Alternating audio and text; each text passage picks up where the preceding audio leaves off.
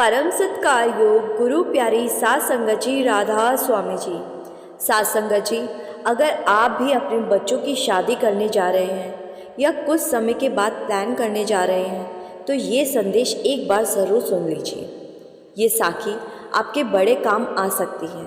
सात संगत जी, ये तो आप भी जानते हैं कि बाबा जी अपनी संगत को कभी भी दुखी नहीं देख सकते। आज की साखी को सुनकर आप रो पड़ेंगे। आज की ये साखी एक सत्संगी परिवार की साखी है जी। ये परिवार बहुत ज़्यादा पैसे वाला नहीं था, एक साधारण सा परिवार जो कि हरियाणा के रोहतक में रहा करता था। परिवार में पति पत्नी और 2 बेटियां थीं। पूरा परिवार हमेशा सत्संग और सेवा पर जाया करता था। बड़ी बेटी पढ़ाई के बाद रोहतक में ही एक छोटी सी नौकरी किया करती थी और छोटी बेटी अभी पढ़ रही थी। जो घर का मुखिया था वो भी एक छोटी सी नौकरी किया करता था। जब बड़ी बेटी की शादी के लायक हो गई तो माता पिता ने उसका रिश्ता कर दिया और शादी की तारीख भी फिक्स हो गई। इन लोगों ने अपनी बेटी की शादी के लिए अपने सामर्थ्य के हिसाब से 5 तोले सोना खरीदा कि बेटी को शादी में दे सकेंगे।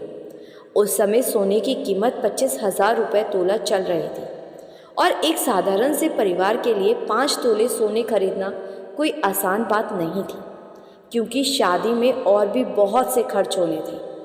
तो जैसे तैसे करके अपनी जीवन भर की जमा पूंजी से इन्होंने शादी की सभी तैयारियां कर ली और कुछ पैसा रिश्तेदारों से उधार भी लिया। अभी शादी को 15 दिन का समय बचा था कि एक दिन ये लोग बाजार में शादी के कपड़े इत्यादि खरीदने गए हुए थे और पीछे से इनके घर रखे सोने को किसी ने चुरा लिया, क्योंकि सब जानते हैं कि इनके घर शादी है और जब ऐसा माहौल होता है तो चोरों के लिए चोरी करना बड़ा ही आसान होता है। तो खरीदारी करके ये परिवार वापस घर आया और अपने अपने कामों में लग गए, क्योंकि जिस संदूक में इन्होंने सोना रखा था वो वैसे ही पड़ा था जैसे ये रख कर गए थे। संदूक को देखकर लग नहीं रहा था कि घर में कोई आया और सोना ले गया। इधर शादी से 5 दिन पहले बाबा जी का भंडारा सिकंदरपुर में होना था और इन्होंने पहले से ही प्लान किया हुआ था कि हम सब एक बार बाबा जी से आशीर्वाद लेने ज़रूर जाएंगे और वहाँ सिकंदरपुर में शादी का कार्ड भी दे देंगे।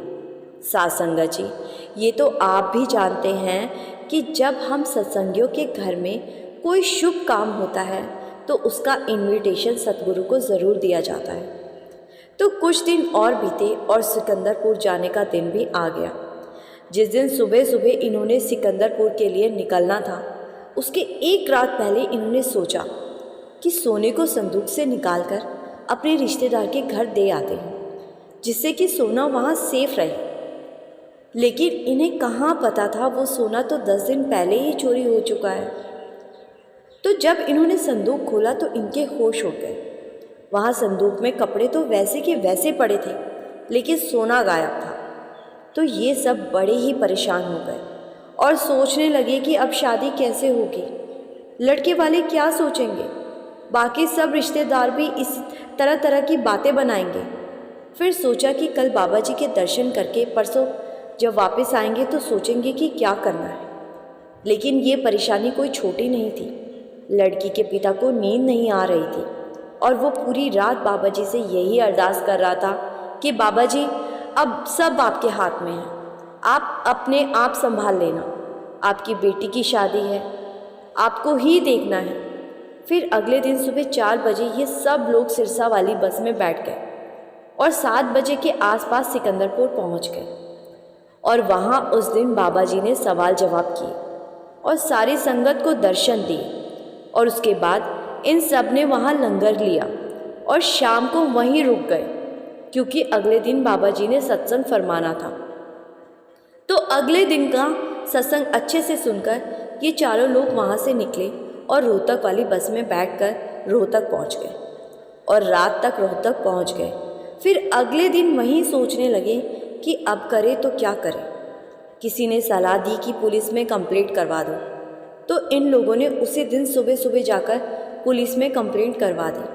लेकिन शादी को अब 3 दिन ही बचे थे और पुलिस के लिए भी इतना आसान नहीं था कि 3 दिन में चोर को ढूंढ सके, क्योंकि सोना चोरी हुए 12 दिन बीत चुके थे और जिसने भी सोना चुराया होगा वो इतने दिन में तो सोने को बेचकर और शहर छोड़कर भाग गया होगा। तो पुलिस कंप्लेंट करवाकर लड़की के पिता अपने काम पर चले गए और जहाँ ये काम करते थे वहाँ के मालिक ने इन्हें बुलाया और एक थैला देते हुए कहा कि आप जब छुट्टी पर सिकंदरपुर गए हुए थे तो पीछे से एक सरदार जी यहाँ आए थे और ये 1.5 लाख रुपए देकर गए हैं और वो कह रहे थे कि वो आपके घर इन पैसों को देने गए थे, लेकिन घर पर कोई नहीं था, इसीलिए वो यहाँ आकर दे गए।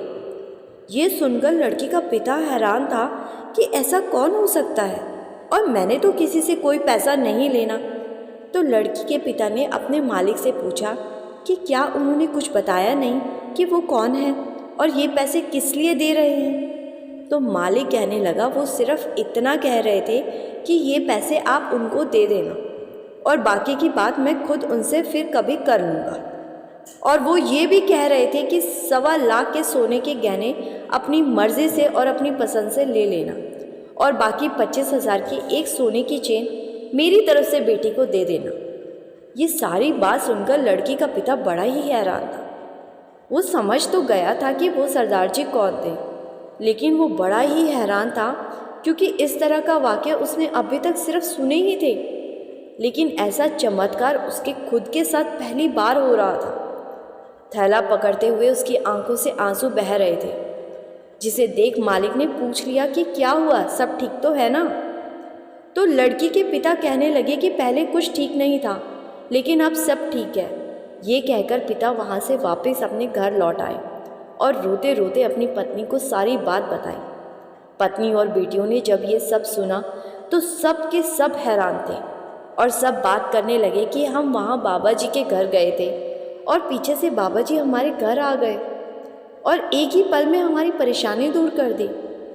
फिर अगले दिन दोबारा से सोना खरीदा गया और एक प्यारी सी सोने की चेन खरीदी और उसके बॉक्स पर लिखवाया गिफ्ट बाय बाबा जी। साथ संगत जी, जब हम सब कुछ बाबा जी पर छोड़ देंगे तो फिर हमें चिंता करने की ज़रूरत नहीं है। आगे की सारी जिम्मेदारी बाबा जी अपने आप संभालते हैं, हमें फ़िक्र करने की ज़रूरत नहीं है। ऐसे बहुत से चमत्कार आए दिन होते रहते हैं। अगर आपके साथ भी ऐसा कोई चमत्कार हुआ है और आप चाहते हैं जी कि हम संगत के साथ साझा करें तो आप हमारे फेसबुक पेज के ज़रिए हमें साझा कर सकते हैं जी। लिंक हमने डिस्क्रिप्शन में दे दिया है जी। साथ संगत जी, आपसे विनती है जी, कमेंट में राधा स्वामी ज़रूर लिखिए जी और संगत के अपने इस चैनल को सब्सक्राइब कर इस चैनल का हिस्सा ज़रूर बनिए जी। यहाँ पर आपको हर रोज़ प्रेरणादायक साखियाँ सुनने को मिलती है जी। गुरु प्यारी साथ संगत जी, राधा स्वामी जी।